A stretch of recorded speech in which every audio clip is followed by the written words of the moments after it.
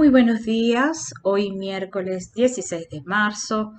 Muchas gracias por estar aquí a todos los estudiantes y demás colegas de la Universidad del Zulia desde la Escuela de Música con nuestra directora Vivian Rodríguez, nuestra decana Juliana Marín y esta servidora, la profesora Romina de Ruggeris. Queremos darle la bienvenida a esta conferencia llamada Diversidad Humana y Expresión Musical por nuestra doctora Nelly García Gavidia.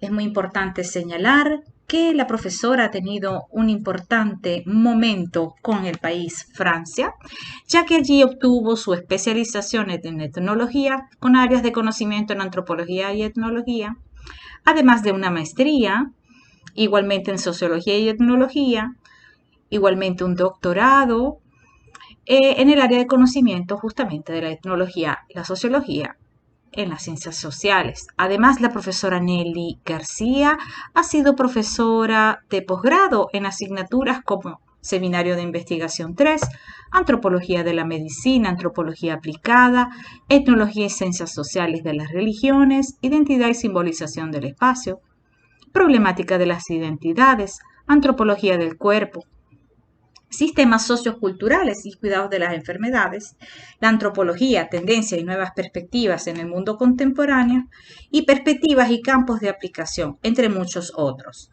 Además, la profesora ha tenido frutos importantes como lo son libros y artículos que ha escrito. Entre ellos destacamos Marcel Mauss y su aporte a la antropología, inicios de la Escuela Francesa de Antropología, Levi-Strauss, Una vida, un método, una antropología. Igualmente, junto a Vanessa Casanova, Lo sagrado secularizado como sustento diario, Los sanbeniteros en las calles venezolanas. Junto a Ana Ferrer, escribió Religión y comportamiento político en los nuevos votantes. Igualmente, el título de Curar en el culto a María Leonza, entre muchas otras publicaciones que tiene la profesora Nelly. Pero sin más preámbulo, vamos a darle la oportunidad a la profesora, por favor, para que comience su conferencia. Muchas gracias. Le quería dar las gracias a la profesora Vivian Rodríguez y a las demás autoridades de la FEDA que, bueno, que tuvieron a bien al darme este espacio para que me comunicase con ustedes. Yo de verdad quiero advertir que sobre la música, pues no son muchas las expectativas que deben tener sobre mí o de mí, porque yo de música no sé mucho, es decir, yo solamente quiero decirles que para mí la música, más que una definición teórica que a lo mejor ustedes conocen mejor que yo, para mí la música, es decir, para mí hay 5 cosas que son significantes para que la vida exista. Una de esas es el trabajo, sobre todo cuando se hace con pasión y con dedicación, y yo creo que en eso los músicos dan muestra de ellos. En segundo lugar es la música, luego está la pintura y la literatura, y los demás están las relaciones de amistad y de filiación con la familia. Esos 5 aspectos para mí son muy importantes.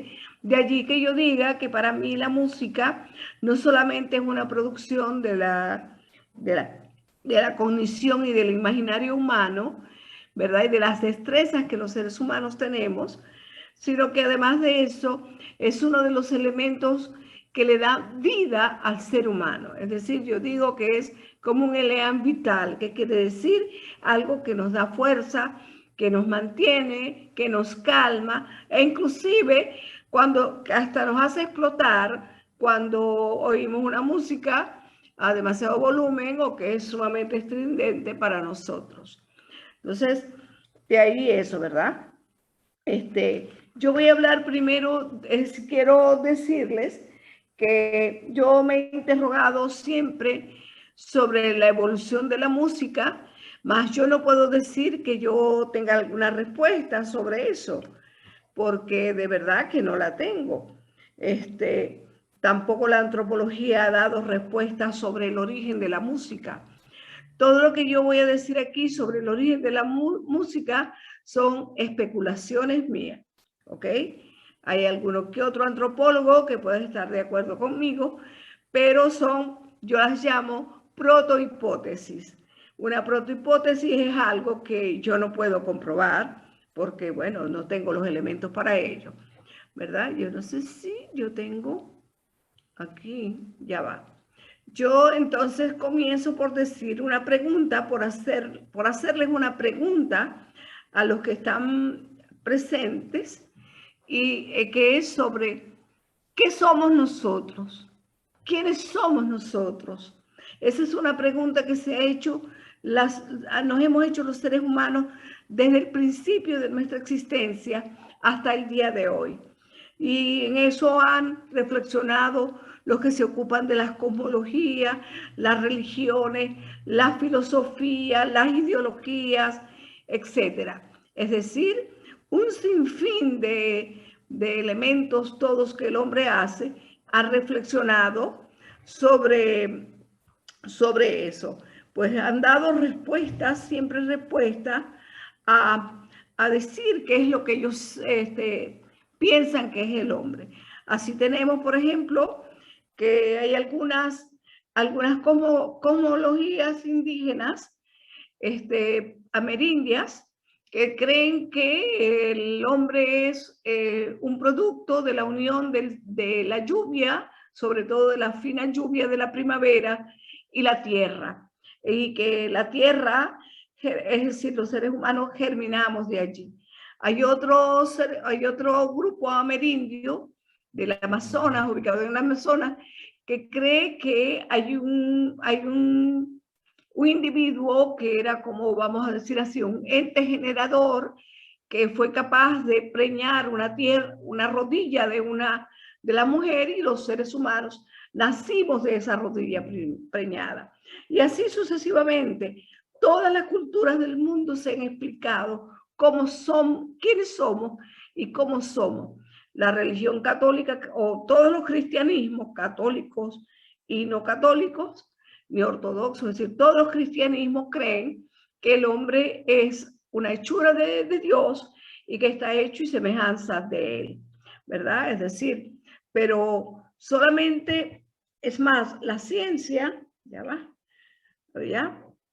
Es decir, son las ciencias las que se han también dedicado a responderlo. Lo ha hecho la biología, la antropología, la paleontología y la prehistoria.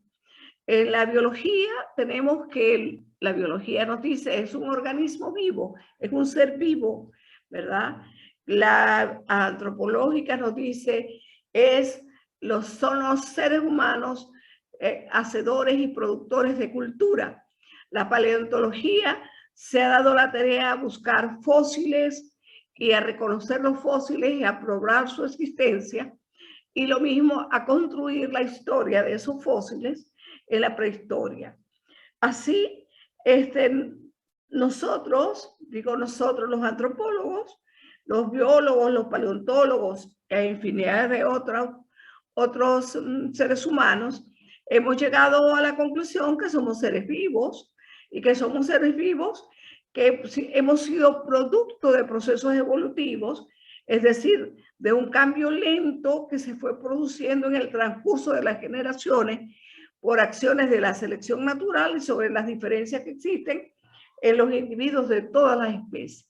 En todas las especies hay individuos, en todas, ¿verdad?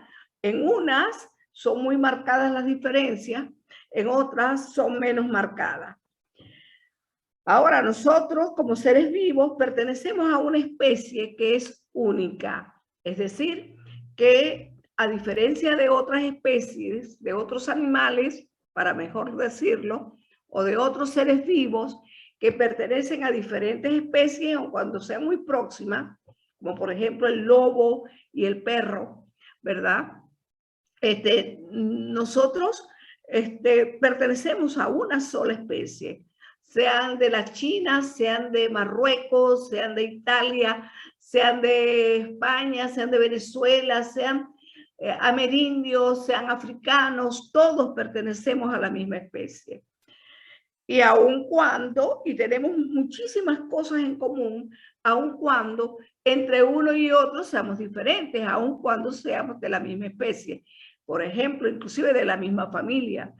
Entre mi hermana menor y yo, bueno, sí, no nos parecemos en nada, ¿verdad? Por el tipo, es decir, ella tiene una carga genética en su fenotipo que no es la misma que yo tengo.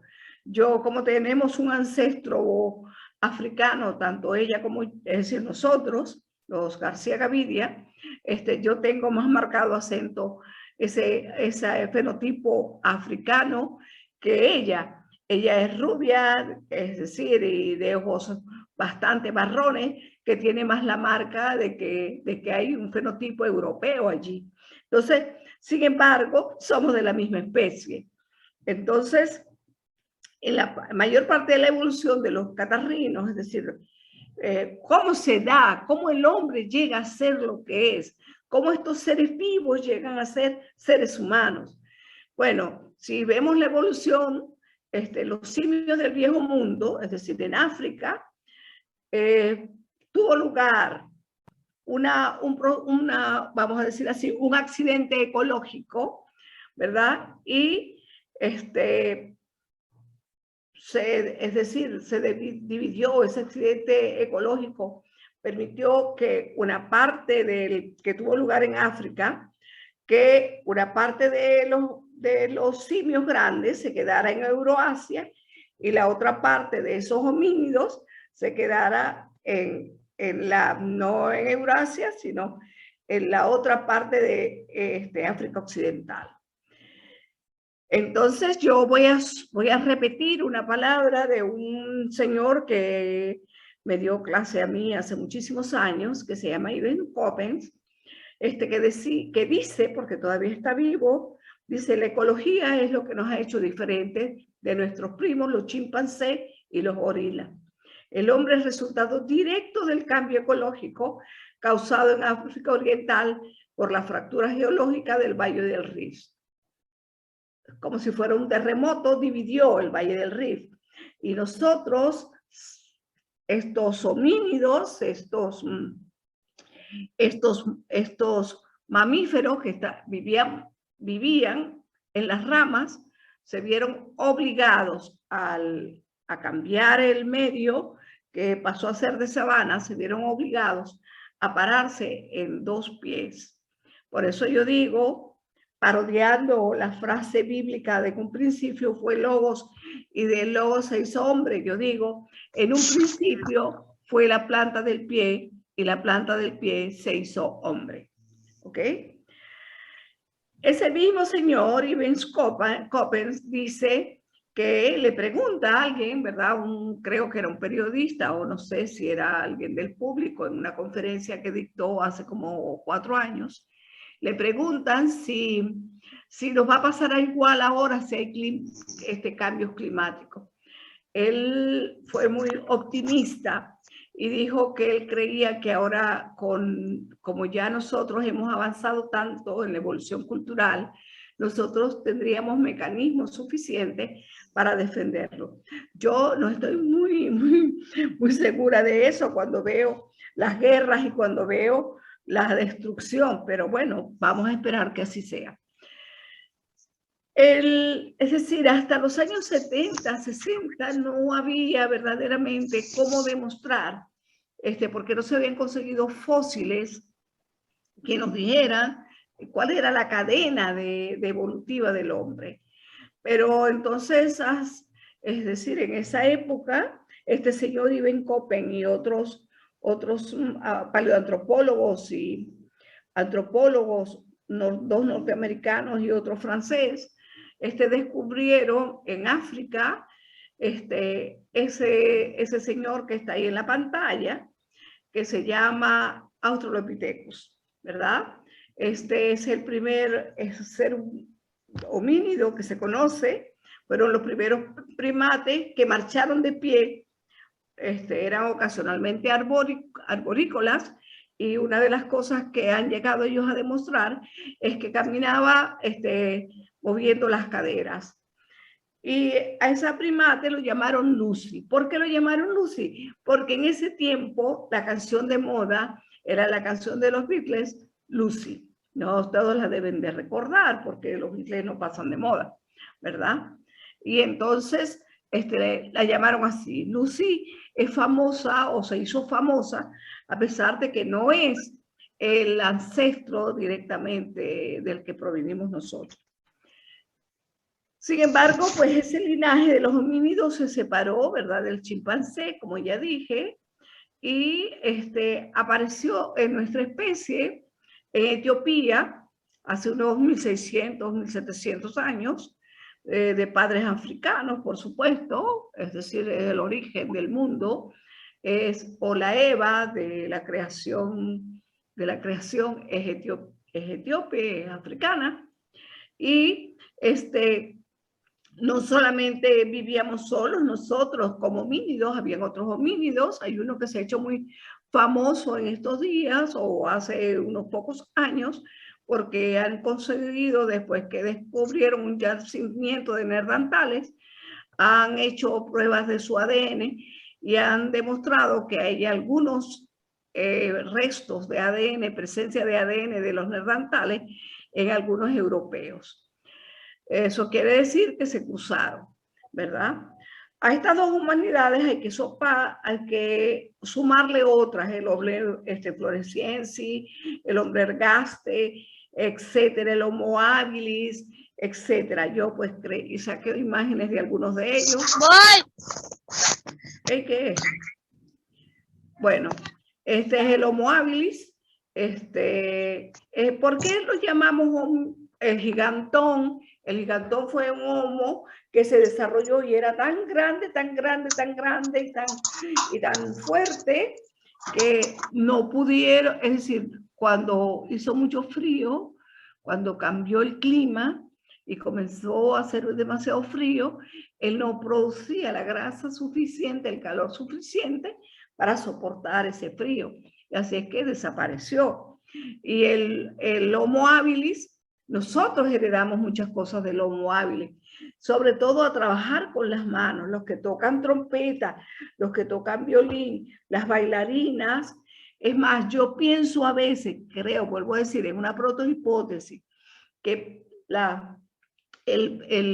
así como hicimos herramientas con las manos, también el primer sonido musical lo hicimos con las manos, con las palmas, tocando palmas.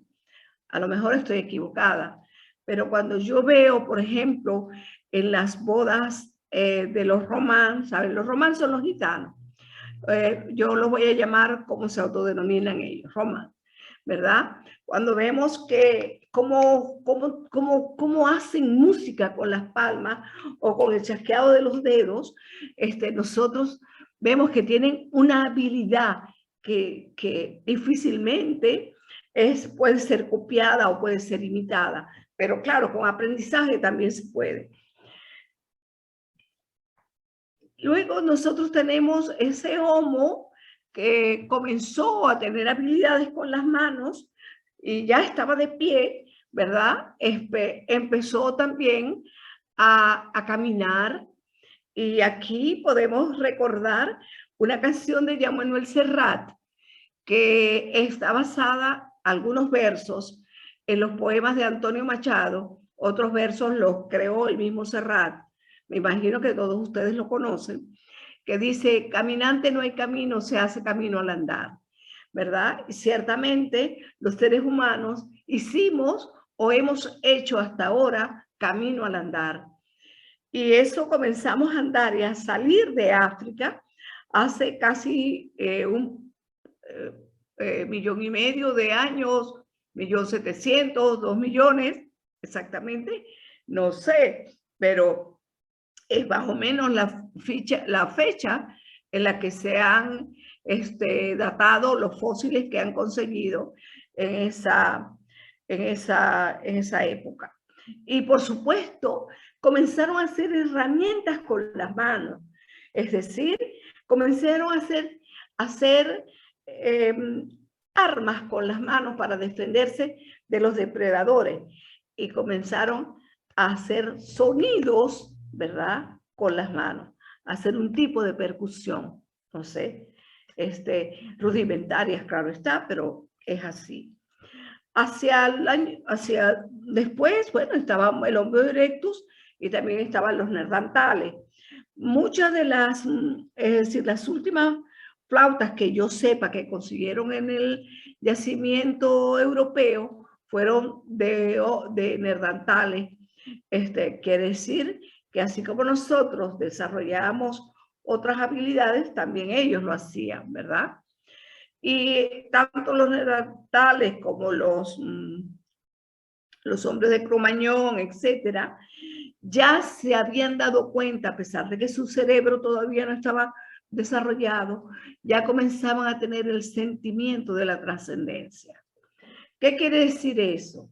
Quiere decir que ya comenzaron es decir, ya le dolían sus muertos.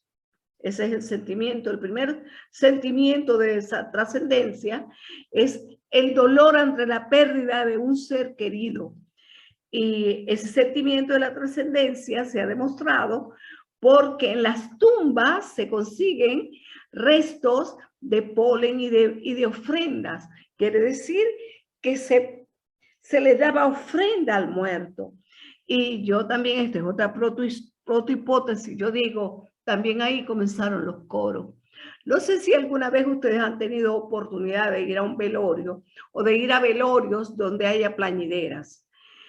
El llanto de esas mujeres que van en Grecia, se da mucho, también en la Guajira venezolana. Esas, no sé si en la colombiana, ojo, a lo mejor también. Esas mujeres que van a los velorios a llorar, hacen un tipo de música, hacen un tipo de ritmo con su llanto. Es decir, es una cosa muy dolorosa, de lamento profundo, pero que es rítmico. Es decir, podemos pensar, puedo hacer la hipótesis de que ahí comenzó el que comenzáramos a hacer, el que se comenzara a hacer algún tipo de música, de melodía, en los entierros, en los velorios, y que más tarde los clásicos llevaron a música sinfónica, por ejemplo. También ahí comenzó el hombre a desarrollar el pensamiento simbólico. Es decir, nosotros somos creadores de símbolos. Cuando algo para mí no es significativo, yo no me recuerdo ni del nombre, pero cuando yo nombro algo, cuando le doy nombre a algo, yo lo estoy significando. Es decir, yo estoy creando un símbolo, ¿verdad? Y los seres humanos somos especialistas.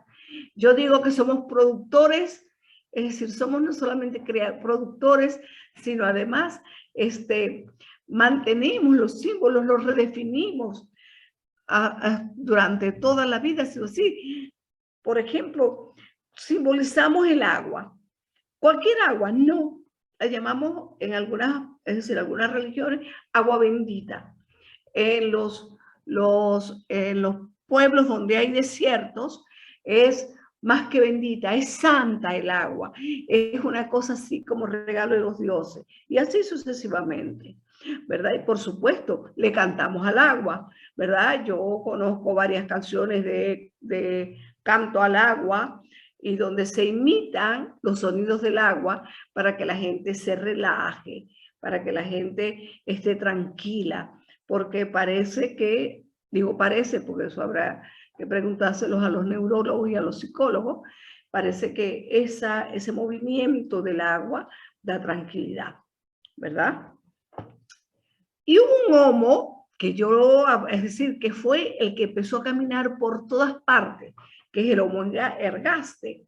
Era vertical, completamente vertical, era erguido, ¿verdad? Y eso le permitió que los rayos solares tocaran solamente su cabeza, no su cavidad torácica, y entonces se desarrolló, tuvo pelo, es decir, ya no era sino solamente en algunas partes, desarrolló glándulas, así reguló mejor su temperatura interna, pero también suprimió su jaleo, ¿verdad? Que nosotros primates estaba ese jaleo, y eso le permitió el control de la respiración, del aire que inhalaba y que exhalaba, y entonces eso le permitió mejorar los sonidos, desarrollar lenguaje más elaborado, y me digo, y cantar, ¿ok? Este yo se los anoté aquí porque este desapareció, era muy chiquitito, vivió con nosotros, es decir, con el Homo erectus, y no con el Homo sapiens, pero con el Homo erectus sí, pero era muy chiquitico, su cráneo era como una toronja, y él migró, así después del Homo ergaste, todos fueron caminantes, todos hicieron camino al andar, pero se extinguió, estaba en la isla de Flora, pero se extinguió hace 18.000 años, después que los neandertales. Bueno, se sitúa en la evolución humana, nosotros no somos los únicos homínidos. Eso es muy pretencioso creer que somos los reyes de la naturaleza, no, eso no es verdad. Somos comunes y corrientes, ¿verdad? Hace 50.000 años en nuestro planeta habían 3 especies de humanos, no de seres humanos, sino de humanos, que fueron desapareciendo desde el Florensis, el Homo ergastes y el hombre de Neandertal. Hay otro, Donowes, algo así se llama, pero ahorita no recuerdo exactamente el nombre. Y ahora, bueno, estamos solos, somos los humanos, los seres humanos, somos los únicos homo, ¿verdad?, que existimos. Es decir, como ven, la evolución de los diferentes grupos animales en la escala zoológica nos llevó desde los animales pluricelulares, si tenemos muchas células, esos procesos celulares con la música, sobre todo las neuronas que están en una parte del cerebro, ya va, para no decir sobre todo en el hemisferio derecho, se estimulan y crean nuevas sinapsis cuando cantamos. Claro, yo he tenido la oportunidad, cuando una vez trabajé con la gente, con 14 familias en Maracaibo, donde alguno de sus miembros tenía algún tipo de demencia senil, yo me pude dar cuenta que había una señora que estaba bastante viejita y había perdido casi por completo su memoria. En ese momento, cuando yo hice ese trabajo, no se podía diagnosticar el Alzheimer a golpe de ojo. Había que esperar que la persona se muriera para poder analizar su cerebro. Y esa señora, ¿verdad?, había olvidado todo, menos el nombre de su hija, que tenía una hija, también tenía marido y tenía nietos, pero no olvidaba el nombre de su hija, ni la escoba para barrer, ni cantar. Y esa señora cantaba todo el día. Desde la mañana, yo llegué un día como a las 7:30 de la mañana a su casa, es decir, a la casa, que iba a conversar con ellos. Así, ustedes saben que la antropología trabajamos con una herramienta metodológica que se llama etnografía, y que, bueno, no sé, ahora se hace por vía los medios de, ¿cómo se llama?, audiovisuales y de interacción audiovisual, pero en ese momento, es decir, y es más, yo prefiero hacer etnografía cara a cara, ¿verdad? Y esa señora barría siguiendo el ritmo de la canción que cantaba. Cantaba precioso, y todas las canciones que cantaba eran coplas. Bueno, no eran coplas estilo copla, ¿no?, sino, vamos a llamarlas, no sé, canciones que ella se inventaba. Entonces, los doctores se maravillaban de ver a aquella señora que, si bien había perdido casi toda la memoria, todavía tenía la habilidad para, con la escoba, el movimiento de la escoba, hacer un tipo de ritmo y seguir creando canciones, ¿verdad? Y es decir, eso es una cosa verdaderamente interesante. es una vena a explorar tanto por neurólogos como por especialistas de la música. Y entonces nosotros liberamos nuestra cabeza, ya nuestra cabeza no es tan grande, en los cuellos, bueno, hay alguna gente que tiene cuello más largo que otro, pero ya liberamos las manos, caminamos y verdaderamente casi hemos perdido el vínculo, digo casi porque no es verdad que lo hayamos perdido del todo, con el zoológico, en nosotros los seres humanos, los Homo sapiens. Y lamentablemente algunos Homo sapiens creen que no y se ponen a hacer cosas y experimentos que de verdad ponen en peligro la supervivencia de la especie.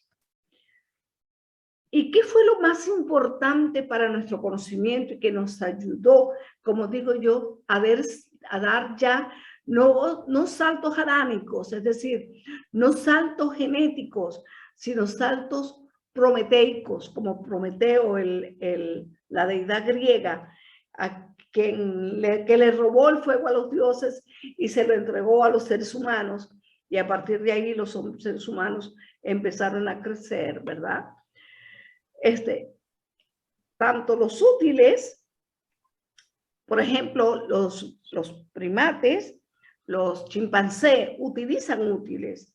Es decir, si un chimpancé quiere agarrar un fruto de un árbol, puede agarrar dos ramas, unirlas y dar golpes a la rama para que caiga el fruto, ¿verdad? Ahí está utilizando herramientas.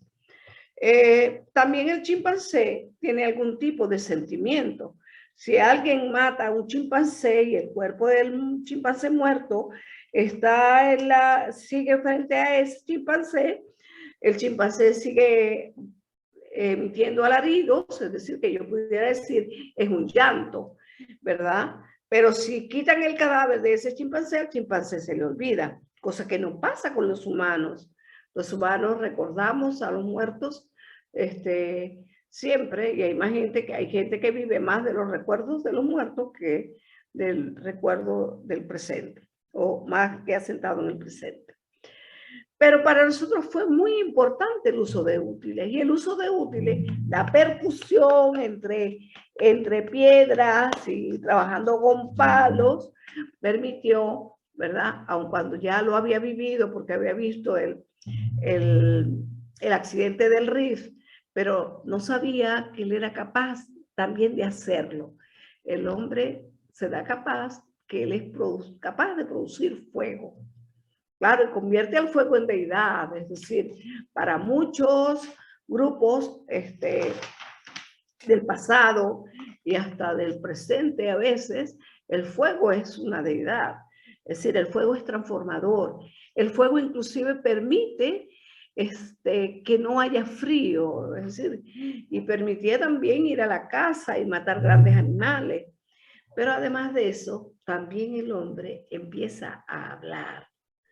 Ese conocimiento de útiles, es decir, el control del fuego, es uno de los hechos más revolucionarios y transformadores y trascendentales en la historia humana. Por eso digo que es prometeica, es decir, es verdaderamente creadora de muchas cosas, de todo lo que hoy somos. ¿Ok? Entonces nosotros tenemos, este es el primer Homo sapiens, ¿verdad? Que se tiene. Claro, a partir de los restos fósiles le han hecho esa imagen que está allí. Pero ahí está el primer Homo sapiens. Nosotros somos una especie única, pero diversa. Fíjense bien que somos como uno y múltiple, diversa. ¿Diversa a través de qué? Porque llega un momento que la evolución biológica se reduce, ya no es tan presente como lo fue en el pasado, sino que se reduce y lo que va a tomar peso es la revolución cultural. Es decir, es la cultura, es la evolución cultural, perdón, es la cultura. Ese hombre que usa el fuego, que hace útiles, que suponen mejorar o que usa un lenguaje, suponemos eso, perdió la capacidad de andar en rama, de rama en rama, aunque algunos nos montamos a veces en los árboles y andamos de rama en rama, ¿verdad? O andamos de rama en rama imaginariamente. Con una talla igual o muy cercana a la nuestra, es un buen caminante, como les decía antes. Esa canción de Serrat, basada en el poema de Machado, de Antonio Machado, a mí me parece genial porque es bien metafórica de lo que ha pasado en la historia de la humanidad. La verticalidad, es decir, estar de pie, lo protegió del sol y numerosas evoluciones anatómicas le permitieron desplazarse por largo tiempo, fastigándose menos. La forma del pie se conformó y tal como la tenemos hoy, lo mismo lo de las rodillas, la cadera fue más estrecha, etcétera, ¿verdad? Y su cerebro cambió, que fue, vamos a decir así, el gran salto adánico. Ahí cuando el cerebro cambia por completo la vida de los seres humanos. Y eso permitió, bueno, ya nos comunicábamos, así. Yo no sé si ustedes han visto una película que a mí me parece bien interesante, que es La Guerra del Fuego, ¿verdad? Y donde se dan sonidos culturales. Es decir, los productores y el director y el creador de la película, pues le ponen un lenguaje cultural. Pero el desarrollo del cerebro permitió la solidaridad del grupo, estrechar lazos y permitió la creación de la sociedad. Primero como grupos pequeños, tribales, después como etnias, después como culturas grandes. Ese el desarrollo del lenguaje, ¿verdad? Yo diría que no fue el lenguaje, ¿ok? Es un desarrollo químico, también neurofisiológico, pero el hombre desarrolló no solamente un lenguaje, sino lenguajes, porque también desarrolló el lenguaje gestual, la mímica, el lenguaje sonoro, es decir, ya el lenguaje sonoro es lo que me permite a mí distinguir una música del otro, el llanto de la risa, etc. También desarrolló las relaciones interindividuales, incluidas las afectivas, es decir, ya no es simplemente el apareamiento por el apareamiento, ya es porque me gusta, porque lo quiero, porque hay un tipo de afecto, ¿verdad? También organizarnos para atacar y defendernos, la transmisión de información, es decir, me imagino que enseñar a los más chiquitos, esto es protohistoria también, protohipótesis, enseñar a los más chiquitos a hacer las armas y a tener las destrezas de la defensa, necesitaba, es decir, obligatoriamente, transmitirle al otro la información que yo tengo. Poco lo que yo estoy haciendo ahorita. Yo les estoy transmitiendo a ustedes parte de la información que yo tengo. Y permitió también la adquisición de conocimientos comunes, es decir, conjuntos, por ejemplo, para saber si la yuca, ustedes saben que hay varios tipos de yuca, pero que hay una que es venenosa. Distinguir, por ejemplo, las sociedades americanas, es decir, yo creo, no sé si en toda América se come yuca, pero por lo menos en Venezuela se come, tanto en la zona amazónica como en el área del Caribe y en el resto del país. Saber distinguir cuál es la yuca amarga, la yuca venenosa y la yuca que debemos comer implica un tipo de investigación. ¿Ok? De igual manera pasa con el maíz. Saber cómo hago para que el maíz me quede más fino y yo pueda hacer un tipo, ahora la llamamos arepa, pero un tipo de tortilla grande con ese maíz. Y ahí influyó la percusión en hacer la arepa. Es decir, la percusión. ¿Por qué? Porque el maíz había que molerlo. Los seres humanos de esa época, sobre todo en las Américas, eso no pasa en Europa, supieron distinguir entre el maíz tierno dulce, que es el más facilito con lo que se hacen las cachapas, y el otro maíz que grueso o más duro de procesar. Lo supieron distinguir, es decir, eso es ensayo y error. Les costó, pero lo hicieron. Y hoy por hoy nosotros comemos harina de maíz sofisticada, ¿verdad? Hecha procesada. Y esa transmisión, pero también adquirimos conocimiento conjunto. Claro que sí, yo he aprendido muchísimo de mis alumnos y yo me imagino y espero que ellos hayan aprendido de mí, pero yo he aprendido muchísimo de mis alumnos, muchísimo. Yo he sido docente 50 años, ¿verdad? Todavía no doy clase, bueno, sí, voy a dar clase, voy a dictar un seminario este año, pero ya no doy clases fijos, sino cuando me invitan a que dicte algún seminario. Pero, es decir, es una manera de aprender siempre, transmitirle la información al otro y recibir, abrirse a recibir la información que el otro te da. Y eso no solamente a nivel teórico, sino eso pasa en la música también. Es decir, hay gente que es autodidacta, sí, pero también aprende escuchando a otro, ¿verdad? Los procedimientos de confirmación y verificación de los datos, que era un poco lo que les hablaba anteriormente, para saber si esa es yuca amarga, yuca venenosa o la yuca que puedo comer y que puede satisfacer mi hambre, ¿verdad? Hay cambios que son biológicos, pero menos visible que el caminar verticalmente, que reducir el prognatismo, ¿verdad? Es decir, que son, por ejemplo, la modificación de las vías respiratorias, que es lo que permite el canto. Si no tuviésemos las vías respiratorias que tenemos, no hubiese gente que se podría dedicar al canto. Es más, hay gente que, es decir, a veces tiene dificultad para gritar, y mucho más para cantar. Imagínense una soprano cantando, ¿verdad? Y eso se da por el descenso de la laringe. Eso nosotros ni nos damos cuenta que eso es decir, que nos pasó eso. Y que gracias a eso podemos tener excelentes cantantes, podemos tener coro de voces, podemos ver gente como Vos Veis, por ejemplo, yo no sé si todavía existe, pero que canta sin necesidad de instrumentos, imitando instrumentos. Es más, yo en mi práctica de terreno, en las primeras que hice, bueno, imagínense, hace todos los años del mundo, yo vi un señor que era capaz, ¿verdad? Yo estaba en la montaña de María Leonza y ese señor era capaz de imitar todos los sonidos de los pájaros que escuchaba.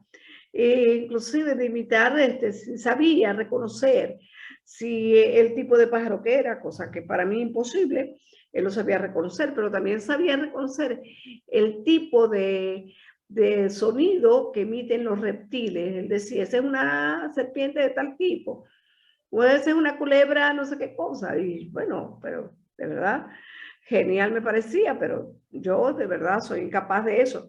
Hay gente que lo puede hacer y puede silbar e imitar algunos sonidos que para otros seres humanos es casi imposible.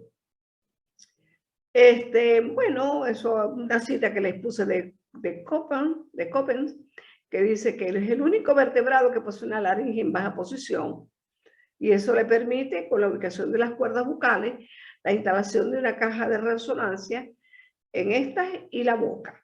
Entonces, para nosotros, sobre todo para ustedes músicos y para los cantantes, eso es fundamental, fundamental. Sin eso no podrían cantar. Eso también nos llevó a construcción de útiles, es decir, hay gente que dice que las flautas que se han conseguido, que tienen 40.000 años una, otra 30.000, aquí en Europa, son flautas construidas por el hombre, decían en un principio, ¿verdad? Los primeros investigadores por allá, por los años 60, 70, 80. Sin embargo, hoy por hoy se sabe con las pruebas que le han hecho de ADN y de todas esas cosas de tecnología sofisticada que hay, se ha dado cuenta que primero los orificios, que algunas de esas, sobre todo las que están en Eslovenia, tienen no son hechos por los seres humanos, sino por un roedor, que es la hiena. Y las otras que se pusieron en Alemania, tampoco, no, los huesos son de un ave grande, pero tampoco son de hueso humano. Es decir, vuelvo a repetir, todo esto son, en el caso de los huesos hechos por las hienas, todavía en 1900, en el año 2002, 2003, pues, se pensaba que sí habían hecho por el hombre. Y claro, eso despertaba la curiosidad, cómo hizo esos huecos tan perfectos. Ya hoy se sabe que no fue así. Y bueno, siguen las investigaciones en esa área a ver qué más consiguen, ¿verdad? Yo no me dedico a eso. Pero esa experiencia, eso es construir objetos, nos llevó también a construir casas, a construir instrumentos musicales, ¿verdad?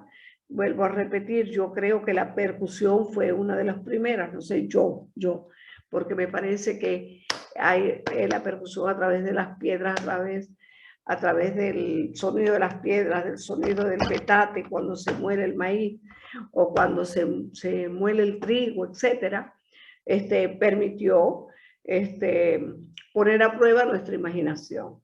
Y nuestra imaginación no es la loca de la casa, como muchos dicen, sino es una de las cosas más ricas y más fructíferas que los seres humanos tenemos. Entonces, para ir concluyendo acá, en este proceso ha habido una dialéctica evolutiva que es multidimensional, donde tiene un papel en el que recurren, en el que se han unido el cerebro, la mano, la técnica y, por supuesto, la cultura. Así entonces nosotros, seres humanos, Homo sapiens, desarrollo conocimiento teniendo los antecedentes del desarrollo cognitivo, la capacidad investigadora de los mamíferos, la capacidad manipuladora de los monos, más allá del conocimiento animal. Es decir, nuestro conocimiento tiene una parte de conocimiento animal, mamífero, ¿verdad? Pero tiene una parte que es específicamente humano. Y en mi modo de ver, es la imaginación. Es producto de la gran imaginación, de la creatividad, de la intuición que nosotros tenemos. Y en ese proceso evolutivo, el hombre crea el espíritu. Hay un neurobiólogo que ganó un premio Nobel que dice que había una interacción entre mente y cerebro, y ese tenía lugar en la corteza cerebral. Y esa corteza premotora precede y causa la experiencia consciente de voluntad o de intención. Yo digo, el cerebro produce el espíritu, pero el espíritu crea al cerebro y lo piensa, le da nombre. Entre cerebro y espíritu hay siempre una doble subordinación. En primer lugar, la del espíritu sobre el cerebro, que ya lo señalamos, ¿verdad? Y en el segundo nivel hay una autonomía del espíritu, ya que el cerebro comienza su decadencia biológica a los 20 años.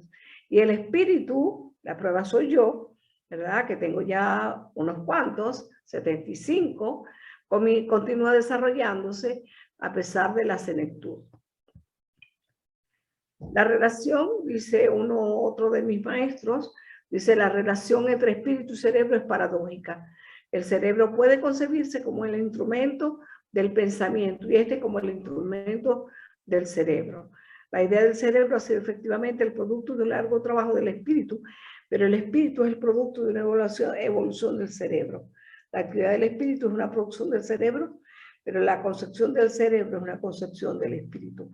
Y gracias a ese espíritu es que nosotros producimos música, es que producimos cultura, es que producimos arte, ¿verdad? Y bueno, y esa cultura es la que nos distingue de todas las demás especies. Ninguna otra especie tiene cultura. Somos nosotros los productores de cultura. Ningún indicador puede por sí solo captar. La cultura es muy compleja, la realidad cultural, demasiado compleja. Uno no puede decir, por ejemplo, la expresión musical. Uno no puede decir que la expresión musical es solamente de instrumentos. No, ni puede decir que la expresión musical es solamente de la música sinfónica, no, ni puede decir que es solamente juego de violines o juego de cuatro, juego de maraca, no, la expresión musical es muy amplia y además es muy compleja por todo lo que le dije al principio, que funciona a nivel neurológico. Y la cultura, no hay sociedad que no tenga cultura. Eso que dicen, ay, ese es un señor que no tiene cultura, o esa es una sociedad que no tiene cultura. Eso es mentira. La cultura es lo ontológicamente humano. ¿Qué quiero decir con esto? Quiero decir, ontología es la ciencia que estudia el ser, que estudia el ser humano. Crea la cultura forma parte de mi ser como ser humano. Por la cultura yo significo las cosas, yo doy nombre a las cosas y las significo. Y no solamente eso, simbolizo, produzco conocimiento. Así es que la cultura es la que crea la sociedad, al mismo tiempo que la sociedad crea la cultura. ¿Por qué? Bueno, porque la sociedad después va construyendo todos los procesos históricos y de relación entre sus individuos. Solo se da la cultura en la sociedad. Es decir, no se da, si me tocará vivir como Robinson Crusoe, pues a lo mejor, siquiera Robinson Crusoe tenía viernes, entonces en tanto que tenía viernes, no estaba solo. Y como tenía a viernes, ¿verdad? Le comunicaba a viernes su experiencia cultural. A partir de sus estructuras, ¿verdad? De la cultura distribuye y coordina todas las actividades encaminadas a la construcción y producción del mundo. Es más, yo digo que la naturaleza, ¿verdad? Nos intimida, pero al mismo tiempo nosotros intimamos con la naturaleza y la reconstruimos, la reproducimos, hacemos creación. Y la cultura tiene dimensiones. Una dimensión de eso es la dimensión cognitiva, que son todos los sistemas de representación, los diseños ideacionales. Cuando un músico hace una partitura o escribe una partitura, es un diseño ideacional. Todas las representaciones, la representación que yo me hago de, qué sé yo, cómo está viviendo ahorita la gente, la guerra en Ucrania, esa es una representación. Pero hay representaciones que son colectivas. Por ejemplo, en Venezuela, creer que la arepa es el pan, cuando yo recuerdo que había veces, la gente decía cuando había mala situación, la arepa está cuadrada. Es decir, cambiar el símbolo, ¿verdad?, de redondo de la arepa para ponerlo como cuadrado, esa es una representación. Y es colectiva porque eso se decía en todas partes. Otras representaciones colectivas que son introyectadas, ¿eh? Son los símbolos de la patria, bla, bla, bla, bla.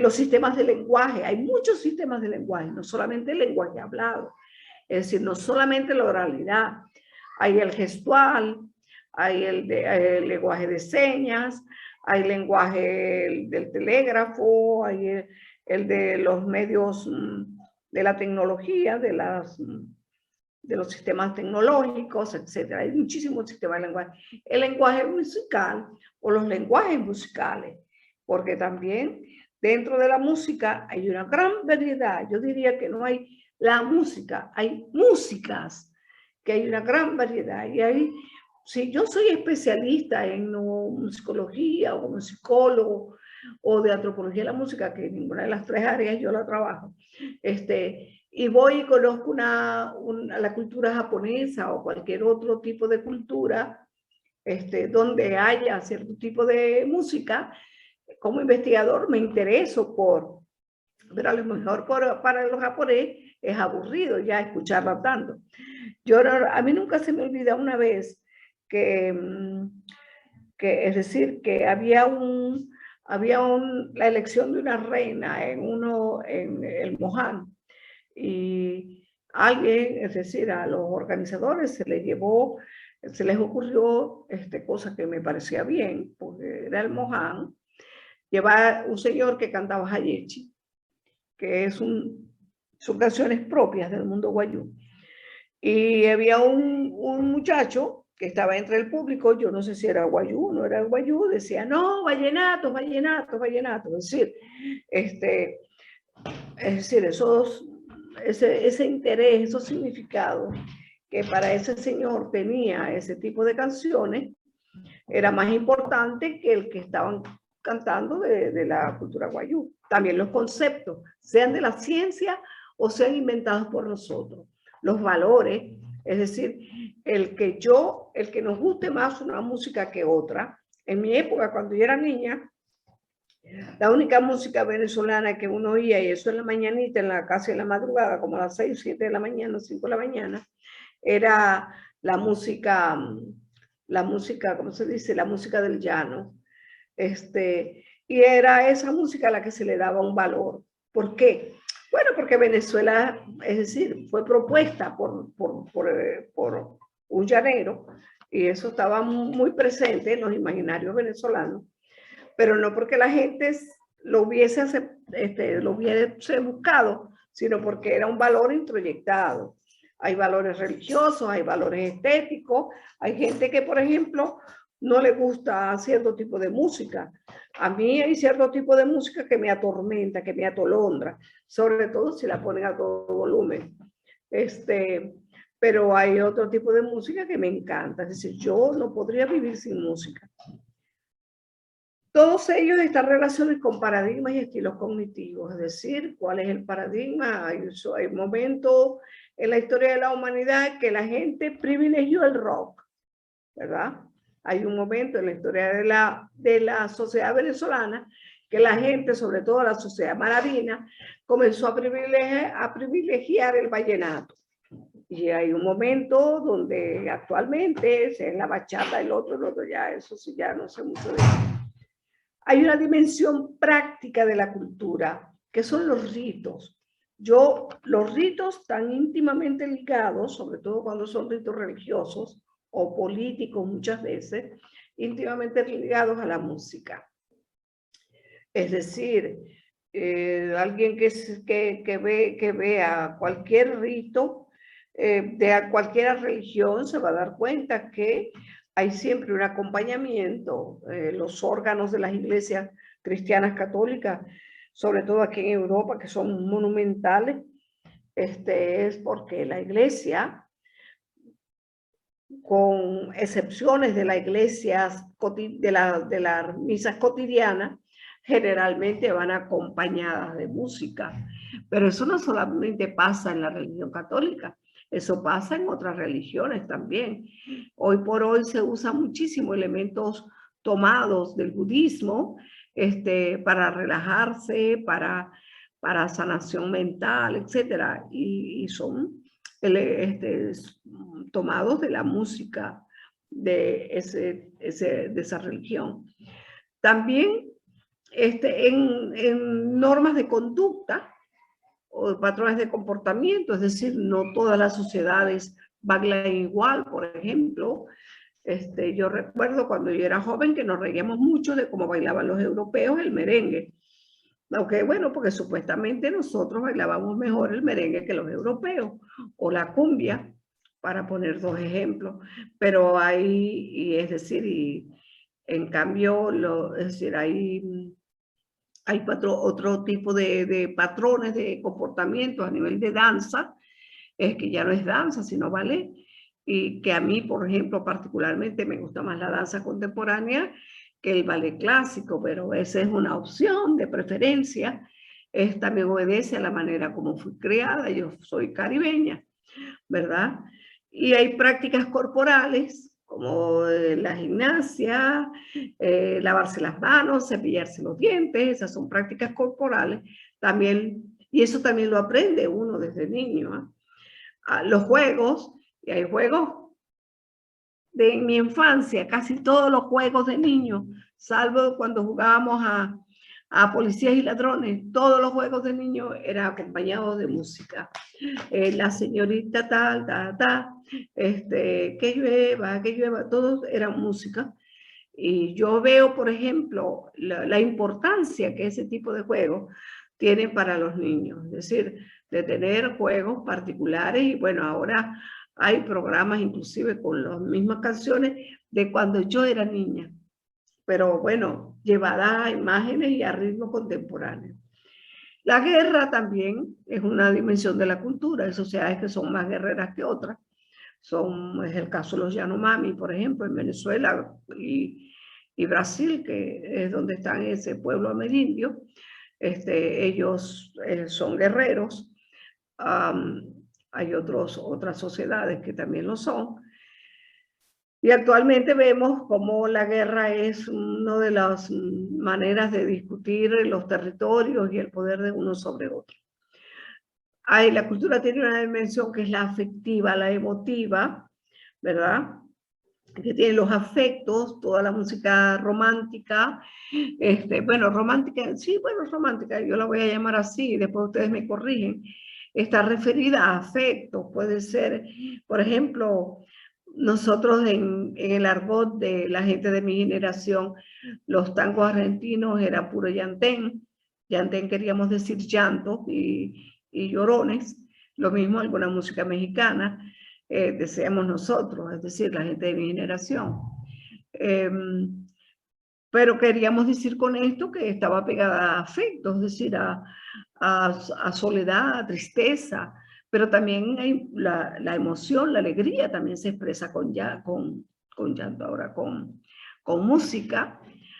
Todos los sentimientos se expresan con música, todo, desde el odio, el amor, la alegría, la tristeza, la decepción se expresa musicalmente y todas las emociones también. Y ya sean individuales o colectivas, es decir, lo puedo expresar yo sola, pero también puede haber sentimientos colectivos, es decir, la gente cuando oye determinadas canciones, o por ejemplo, yo he visto, lo que más he visto es en algunas oportunidades que hay juegos, por ejemplo, el juego ahora que los juegos de fútbol terminan en guerras campales, en pleitos campales, es decir, entre uno y otro, pero yo cuando iba a los juegos de fútbol, la gente cantaba tanto los de un lado como los del otro, y era bien simpático. Y uno se emocionaba, aun cuando perdiera el equipo al cual íbamos nosotros. Hay una dimensión referida a las relaciones interpersonales, de las inter e intraculturales, es decir, al interior de la cultura hay relaciones. Yo, por ejemplo, tengo muy buena relación con la profesora Vivian, a quien quiero muchísimo, con la gente de mi facultad tengo muy buena relación, con mis alumnos también, que estoy viendo ahí a Vanessa, con mis alumnos también, y mis exalumnos. Y hay extraculturales, que son interculturales, que es con las sociedades que convivimos, es decir, en el caso de nosotros los venezolanos y nosotros los zulianos particularmente. En Venezuela hay aproximadamente 34 grupos amerindios, con los que algunos ni siquiera tenemos relación y mucha gente ni siquiera conoce el nombre de ellos. Ellos todos tienen expresiones musicales diferentes. 34 grupos amerindios y todos tienen expresiones musicales diferentes. De igual manera, nosotros... Ahora ya estoy cansada. Perdón.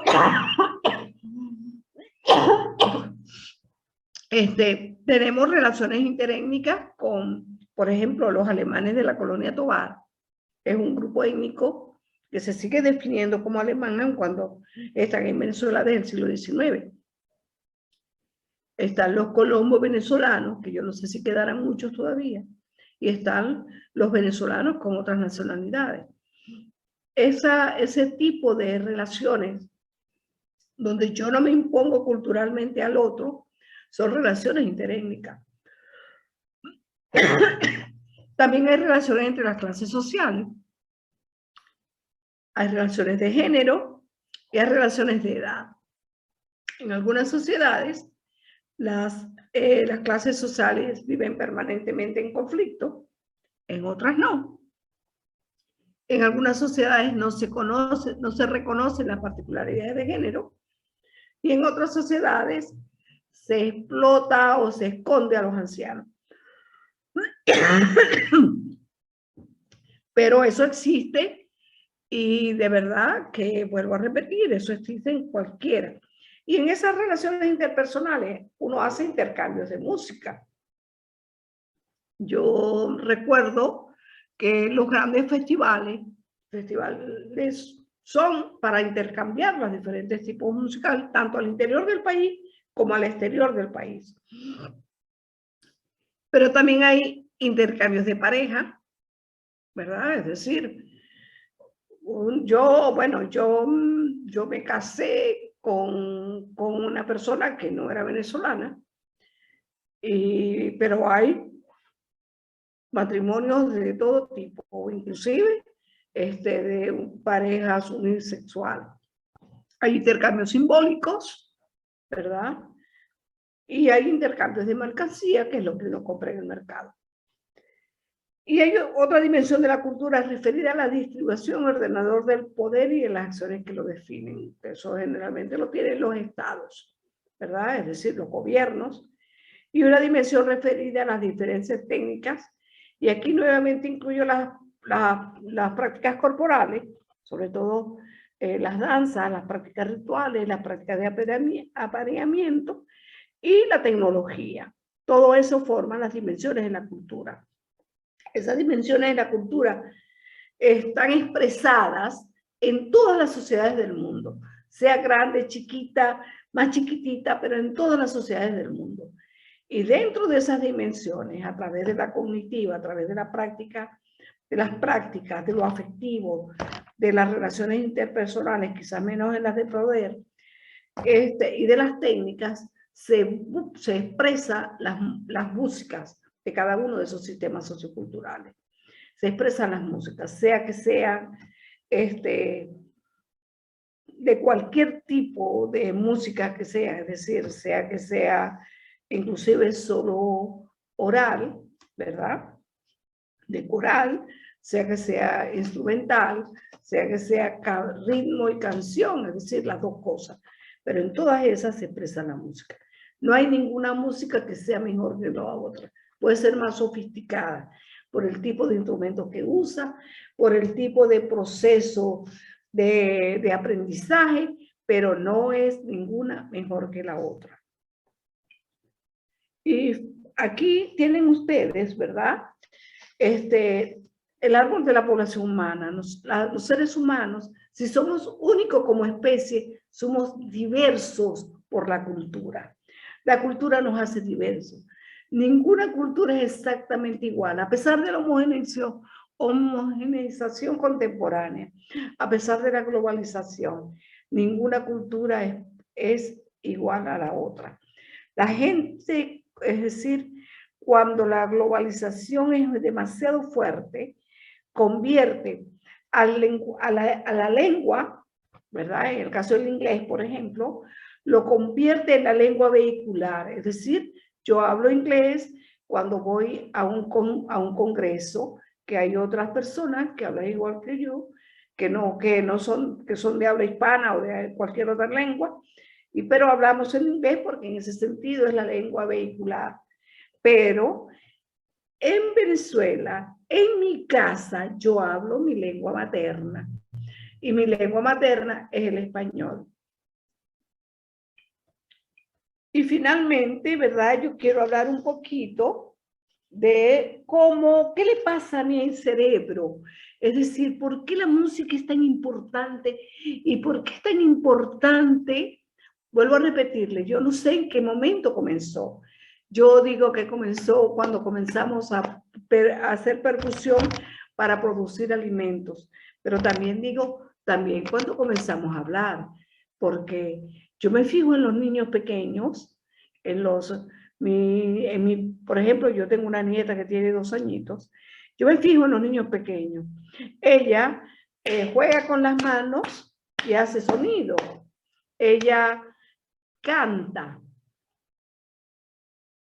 ¿Qué quiere decir en las palabras que usa? No sé, ni me doy por enterada. Esa es su lengua, esa es su habla, ¿ok? No su lengua, sino su habla.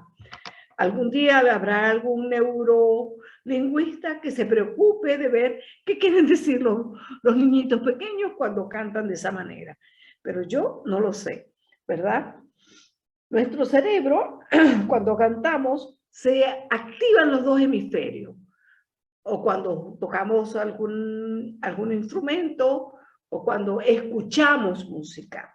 Los dos hemisferios, tanto el hemisferio izquierdo, que es el de la lógica, yo lo llamo el cuadriculado, pero no lo vayan a llamar ustedes así.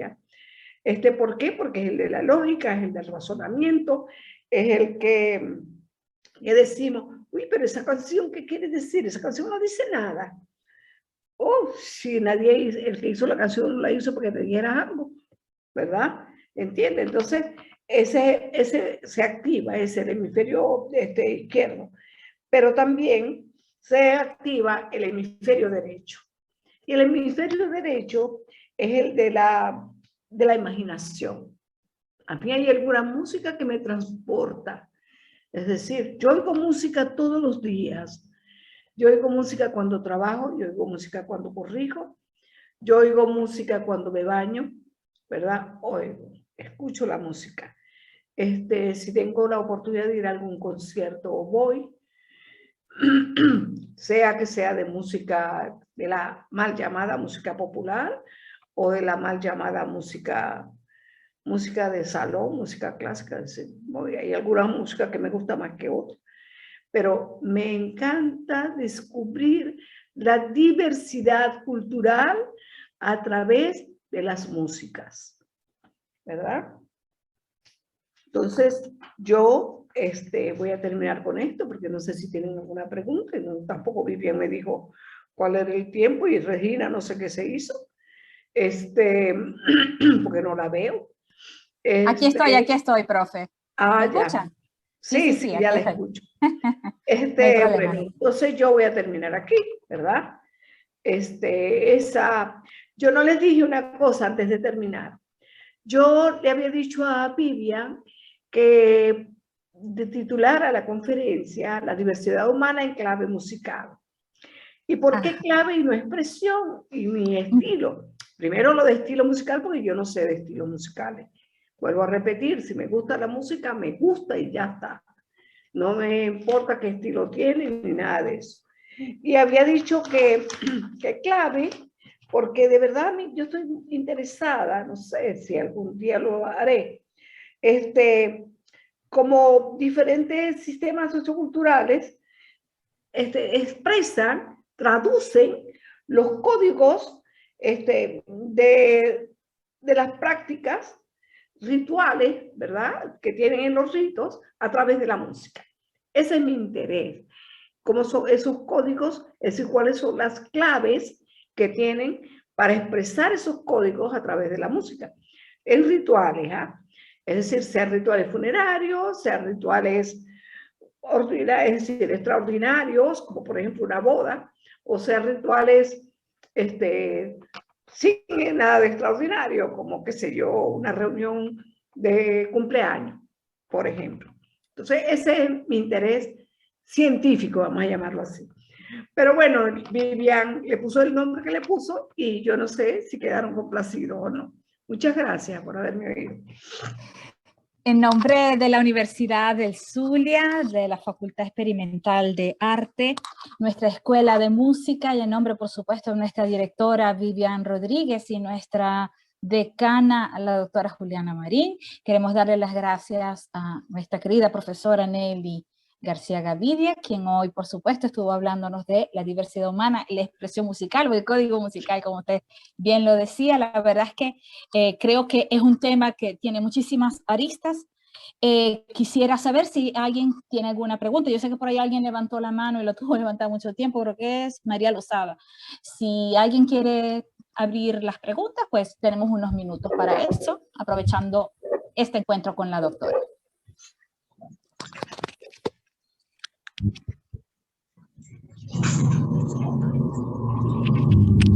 El micrófono.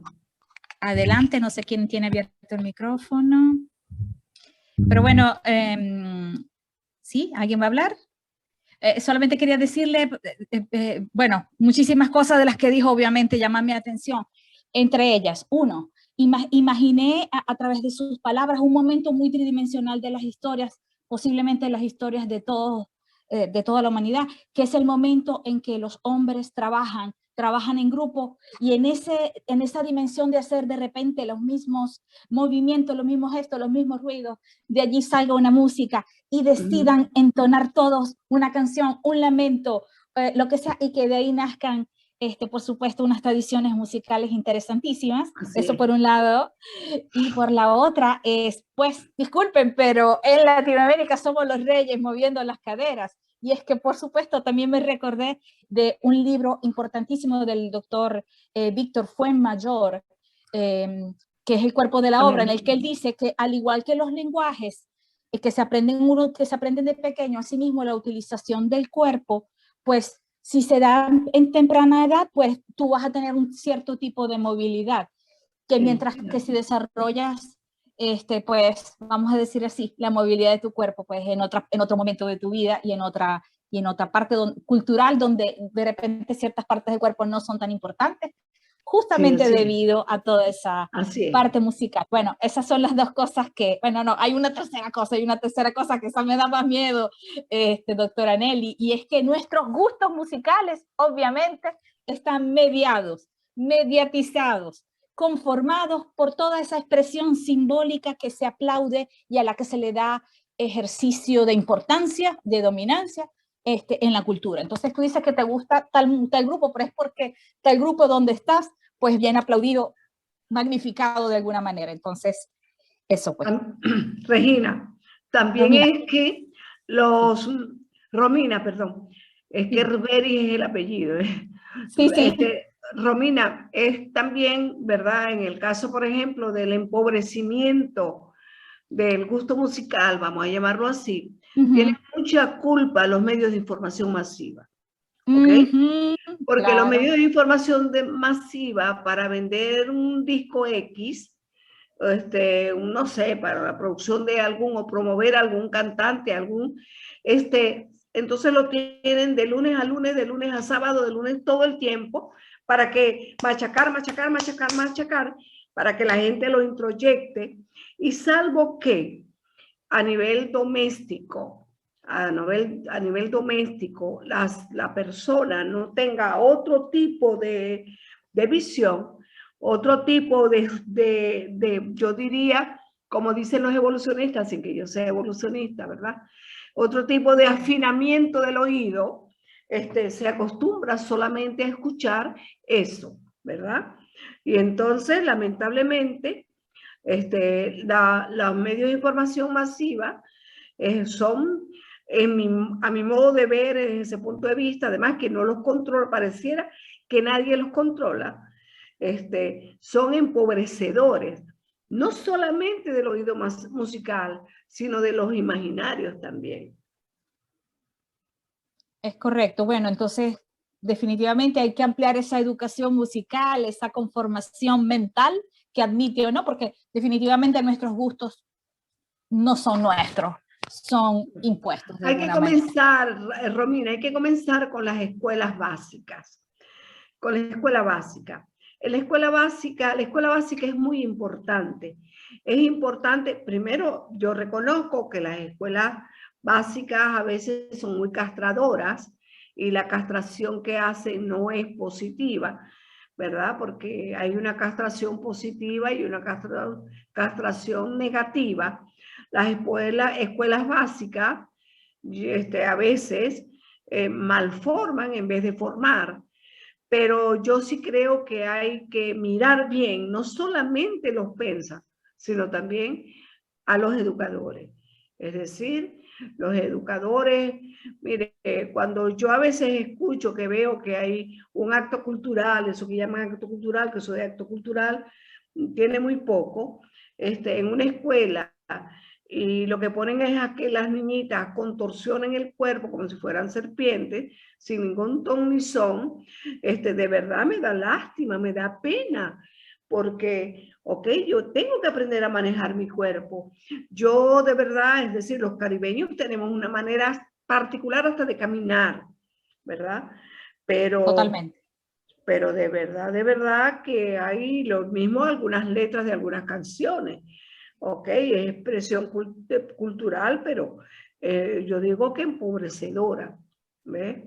Yo digo que hay que estimular, yo digo que hay tres maneras de ser libre en la humanidad. Una, con los cultos donde hay éxtasis, trance, que la gente se abandona al cuerpo y no sabe, puede hasta morirse por la libertad corporal que tiene, a través de la danza, y la más sublime, que es la de la palabra, que es a través de la poesía. Pero generalmente la gente no lee mucha poesía, ¿verdad? Wow, Y la interesante. poesía va acompañada siempre de ritmicidad. Entendido. Por fin supo de Vivian. Vivian logró escribirme vía WhatsApp y efectivamente, profe, se le fue la luz, le vino un momento, me dijo, Romina, voy a tratar de entrar. Creo que logró entrar por unos minutos nada más y se le fue inmediatamente la luz. La luz es un tema, mi profe. Sí, yo Usted que sé. está afuera, pero aquí es un tema, aquí no hay fecha en el calendario, no hay nada. Y bueno, Sí. de nuevo vuelvo a preguntar si hay alguien que desea hacerle alguna pregunta a la profe. Mientras tanto, doy también la bienvenida a Vanessa, a la profe Emperatriz, que también nos están acompañando. Buenos días. ¿Me escuchan? Buenos días. ¿Sí? Ivette, ¿cómo está? Hola, profe, bien usted. Saludos. ¿Cómo le va? Bien, ¿y usted cómo está?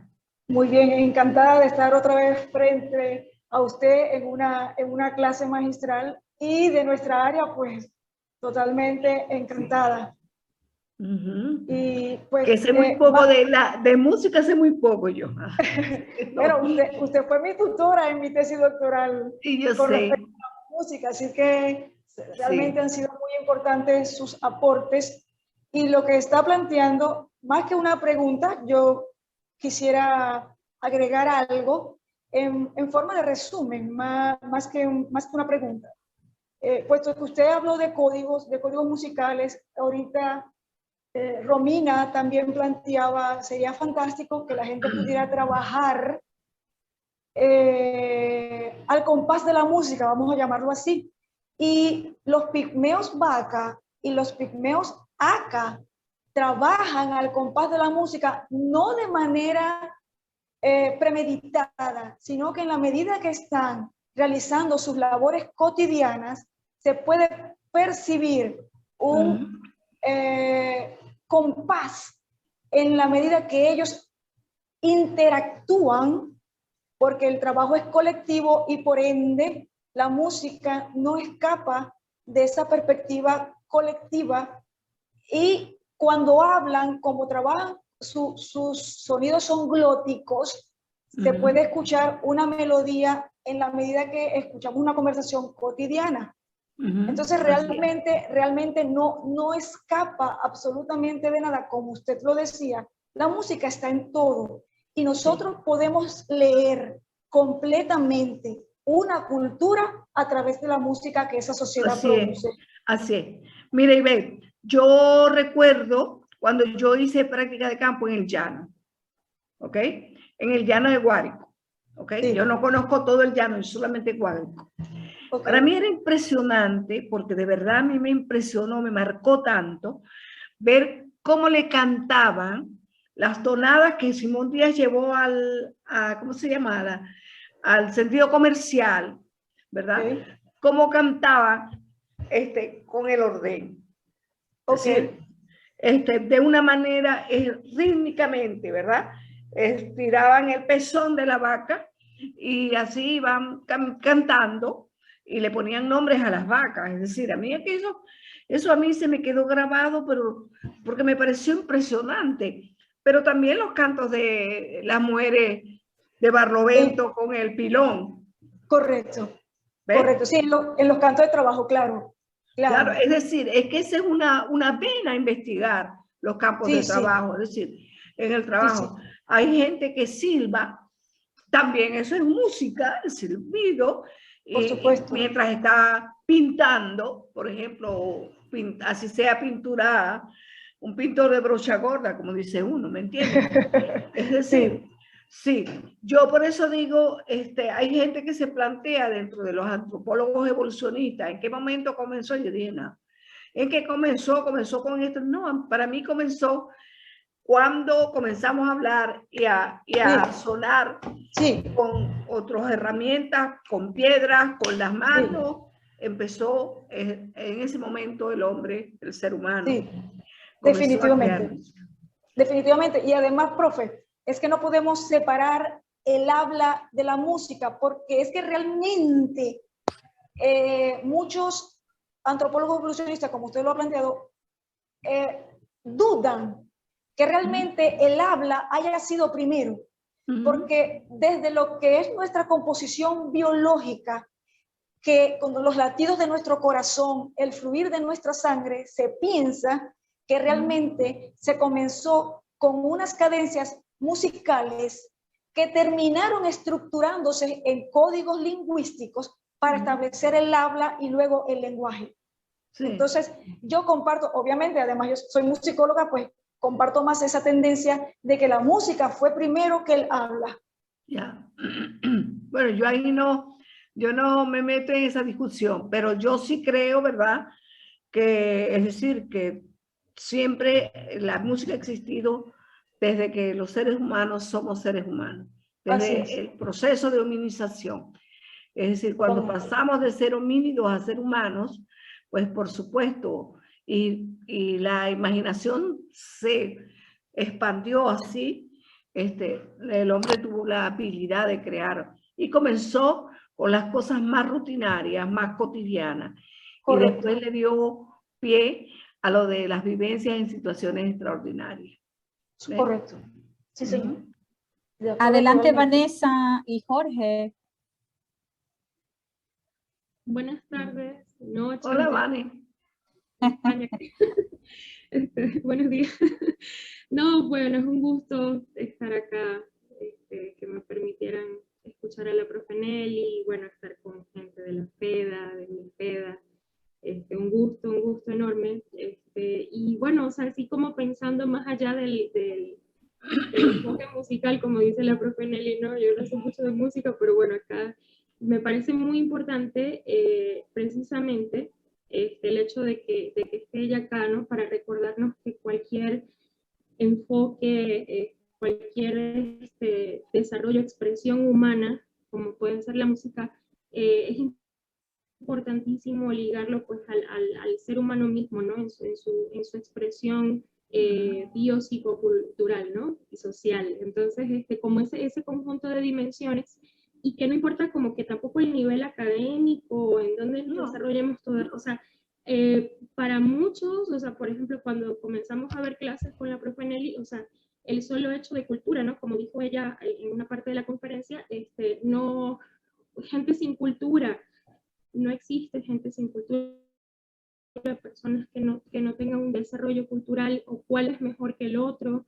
el solo hecho de la etnicidad, ¿no? Cuando mencionó acerca de los alemanes que se asentaron, ¿no? En lo que es la colonia Tovar, o sea, cómo ver la etnicidad más allá de lo indígena, ¿no? O sea, que es una cuestión que todavía como que llevamos a lastres, ¿no? De que cuáles son los grupos étnicos que tienen cultura. Entonces, a mí me parece muy importante, rescato también más allá de la música, porque tampoco soy músico, aunque estuve, bueno, mucho tiempo enriqueciéndome entre los pasillos de la escuela con la gente de música, pero, o sea, cómo rescatar, en principio, que somos también seres estéticos, ¿no? O sea, nosotros tenemos capacidad para, bueno, simbolizar y para categorizar a nuestros sentidos, o sea, lo que es bello, lo que es bonito, lo que es feo, lo que es el orden, el desorden, o sea, nosotros tenemos cualidades estéticas y cómo eso se lleva a la música, pero antes que la música es muy importante reflexionar como seres culturales. Recuerdo, pues no así como que comprobé, pero me recuerdo una imagen que salía como que el árbol genealógico de la música y cómo, por ejemplo, el blues tiene relación con el rock. Entonces, ese tipo de expresiones que tú dices, bueno, ¿cuál es la historia de esto, no? ¿De dónde viene y a qué nos conecta? O sea, y te habla pues de la diversidad humana, pero también de lo que reforzó la profesora Nelly, que tenemos también unos códigos, como pues desde, ¿no?, la hominización a la humanización, de cómo hay ciertos códigos para nosotros recrearnos culturalmente, como por ejemplo el rito, o sea, cómo hacerlo rito, cómo llevar la música al rito. Entonces, pues me parece como muy importante, para mí es un recordatorio, no importa si ya dejamos de ver clases con la profe Nelly, de que, o sea, cualquier expresión humana, como por ejemplo puede ser la música, hay referentes culturales que nos representan. Muchas gracias. ¿Qué, profe? ¿Cómo? Ah, perdón, pensé que había dicho algo. Y pues muchas gracias, muy, muy contenta de estar aquí. Muchas gracias. Gracias, Vanessa. Que yo le decía que no solamente, es decir, el arte, la danza, el arte culinario, es decir, las diversidades son tantas, sí, demasiado. Obviamente. Y las geografías obviamente nos significan, nos hacen, nada. Y lo que tenemos a la mano, ¿verdad? Nos ayuda, No. obviamente. Y uno tiene que ser capaz, de verdad, porque la interculturalidad no se decreta. La interculturalidad tiene que ser tener que ser capaces, puede ser estimulada desde la oficialidad, pero en la escuela yo creo que es donde se debe aprender. La interculturalidad es de verdad escuchar al otro y hacer con el otro proyectos conjuntos. No puede ser que la interculturalidad sea solamente que los guayú, los barí, los yucpa, los yanomami aprendan español. Eso es unidireccional. La interculturalidad no puede ser unidireccional. Tiene que ser bidireccional. Es decir, si a mí me van a enseñar, a obligar a que aprenda español, pues que es en este caso la lengua franca, pues yo debo también aprender algo de Guayunaiki para poderme convencer, o la cultura Guayunaiki. Ahí es más, en Venezuela los venezolanos ni siquiera conocen el nombre de los congéneres venezolanos que habitan su territorio y que llegaron a ese territorio primero que los otros. ¿Ves? Vale, bueno, vale. No sé, ¿alguien más? Creo que Jorge tenía la mano levantada. Sí, tiene la mano levantada. Buenos días a todos, un placer saludarles, un placer. Doctora, agradecido por su intervención, estuvo muy interesante todos los puntos que dictó a lo largo de la charla. Quería manifestarle una pregunta en relación a lo que es la cuestión de la teoría de la raza y la cultura. Porque, bueno, yo leí un artículo recientemente que habla de que la antigua teoría de la raza del hombre, pues, que hay distintas razas, que eso fue desechado en vista de unas nuevas teorías que se presentaron desde el punto de vista de la antropología. Pero yo quería saber, en cuanto al cambio de esa teoría, ¿cómo se produce en este caso la variación de la percepción de las culturas al adoptar la nueva teoría? Pues esa era mi duda, pues el planteamiento que quería hacerle. Y muchas gracias por su tiempo. La noción de raza fue superada una vez que se practica uno de los genocidios más grandes que tuvo la humanidad en el siglo XX, como fue el nazismo, que se promovió no solamente en contra de los judíos, sino en contra también de los homosexuales y de los negros, ¿verdad? Entonces, además, comprobar que somos todos de la misma especie, que unos son más negros que otros por el tipo de pigmentación que tiene la piel, o que unos tienen la nariz más achatada que otros tenemos los labios más gruesos que otros, eso no significa absolutamente nada. Y todos tenemos un cerebro de las mismas dimensiones y de las mismas capacidades. Todos tenemos un hemisferio derecho y un hemisferio izquierdo capaz de hacer todas las actividades que en la conferencia les señalé. Todos tenemos neuronas que hacen sinapsis y se hace una renovación de sus sinapsis a medida que ponen en práctica su imaginario. No hay en la antropología teorías de razas. Para la antropología las razas no existen. La antropología asume que todos los seres humanos somos seres humanos y somos una única especie, aun cuando culturalmente seamos diferentes, ¿verdad? Y esa diferencia implica que, bueno, yo como arepa y cada vez que me toca comer pan, como pan, pero de verdad preferiría comer arepa. Que yo puedo ir a un concierto de Stravinsky, que me gusta mucho, pero que de verdad me encanta también ir a una sesión de tambores. Es decir, dado que mi oído fue educado así, porque la educación tiene mucho que ver, la manera como nos transmiten, la educación tiene mucho que ver, inclusive con la manera como nosotros después ponemos a funcionar nuestro imaginario, ¿verdad? La teoría de las razas es una teoría etnocéntrica porque parte del principio que hay unas razas superiores y que son los europeos o los sajones o los americanos sajones, cosa que no es verdad.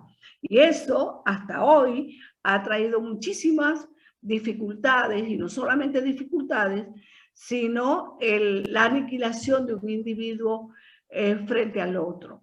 La historia de la humanidad está marcada, y de eso podemos hablar en otra oportunidad, pero está marcada de ver cómo el lobo ha sido lobo del hombre. Es decir, cómo el hombre ha destruido, los seres humanos hemos destruido a otros seres humanos solamente por creer que porque somos más blancos o porque tenemos los ojos azules o porque, no sé, porque somos herederos de los griegos, aun cuando ahora aquí nadie, por lo menos en España, recuerda los mitos griegos, porque somos herederos de los griegos, somos superiores a otros. Eso no es verdad, ¿verdad? No es verdad. Esa es mentira. Esa es una gran falacia, ¿verdad? Es decir, los seres humanos, como les dije, somos únicos en tanto que seres humanos, diversos en cuanto a nuestra cultura. Y la propuesta que yo hago es que nosotros tenemos que aprender a aceptar la humanidad, los seres, los congéneres, ¿verdad? En sentido, y mirar las diferencias en sentido de igualdad. Yo no tengo por qué rechazar a alguien porque sea homosexual, ni porque sea albino, ni porque sea negro, no. El mestizaje, que es muy doloroso, porque los pueblos mestizos han sufrido mucho. Quizás nosotros venezolanos no lo percibimos porque de verdad no nos dimos cuenta, pero los pueblos mestizos sufren mucho porque les toca recrear, renovar, redefinir y hacer síntesis novedosa a partir de lo que han recibido de los colonos o de quienes lo dominaron anteriormente. ¿Me entienden? Pero el mestizaje, además de tener esa virtud de que nos permite entonces la creatividad, el mestizaje tiene elementos a nivel de biológico que nos dan fortaleza, que nos dan eficiencia biológica. Y por eso hay que verdaderamente celebrar y no utilizar el concepto de raza, porque de verdad no somos razas diferentes, somos una sola, en todo caso, raza, ¿verdad? Podemos tener nacionalidades, etnicidades distintas, sí. Yo, por ejemplo, no soy maravina. Claro, yo llegué a Maracaibo cuando tenía 16 años. No hablo como andina, pero toda mi cultura, toda mi formación, toda la manera como fui creada fue con patrones andinos, ¿ya? Entonces, es decir, uno puede acostumbrarse a mirar al otro en términos de igualdad y no cerrarse. No creer que porque toco un violín o porque toco violín o pensar como aquel que fue ministro de la inteligencia que creía que había que tocar a violín a todo el mundo, eso nos va a hacer más inteligentes. Eso no es verdad, ¿verdad? Es decir, la creatividad se estimula de muchas maneras. Usted con un niño puede hacerlo, puede ponerlo a que él y él va descubriendo el mundo, y usted a su vez descubre parte de ese mundo con él. ¿Ve? Excelente. Y De bueno, verdad, ¿cómo? de verdad agradecido por sus comentarios, doctora, muy amable. Muchas gracias. No se preocupe. Gracias a todos por escucharme. Y bueno, Romina, saludos a la Vivian. Muy bien, alguien de aquí desde un teléfono Galaxy dice: gracias a la profe Nelly por compartir sus conocimientos, siempre con tanta pasión. Es mi maestra a imitar. Su inteligencia y habilitación de conocimiento le debe mucho hacer todo con música. Un abrazo grande, gracias a la Facultad de Artes por esta hermosa clase. La verdad es que muchísimas gracias a todos. ¿Quién dice eso? No sé, sé que escribe de un Galaxy, no sé quién es. Ya, no sé tampoco. Porque no pone su nombre, o sea, aparece solamente Galaxy. No sé quién es, pero bueno, agradecida nuevamente con yo también Eduardo. Agradecida por escucharme, por darme este espacio. Y bueno, saludos a Vivian y a la decana. Bueno, de nuevo muchísimas gracias en nombre de la Universidad del Zulia, Eduardo Áñez, Álvaro Laguna, Ivette, Albeniz, Álvaro, Ángel Finol, Arniel, Benito, Bailey, Cristian, David, la profesora Emperatriz, por supuesto, Fiorella, Fay, Husam Berbesi, Jesús Ferrer, Isabel Díaz, John Zambrano, Jorge Galet, Joshua Naranjo, Josué López, Marcos Cacique, María José, María Lozada, Matos, Richard, Rosita Finol, Santiago Atencio, Saraí Castillo, Sergio Andrés, Stephanie Salas, Vanessa Antequera y Vanessa Villalobos. Y sí, me parece que veo a la profe Vivian, no sé si tiene el chance de hablar, y Soleil Valbuena. Pero bueno, de nuevo, muchísimas gracias a todos por su asistencia. Espero que salgan con un nuevo punto de vista que no habían contemplado, que es la explicación súper antropológica que nos ha dado hoy nuestra queridísima doctora Nelly García Gaviria. De nuevo, muchas gracias y bueno, esperamos tener otro encuentro como este. En otra oportunidad, nos vemos. Que estén todos muy bien. Saludos. Saludos.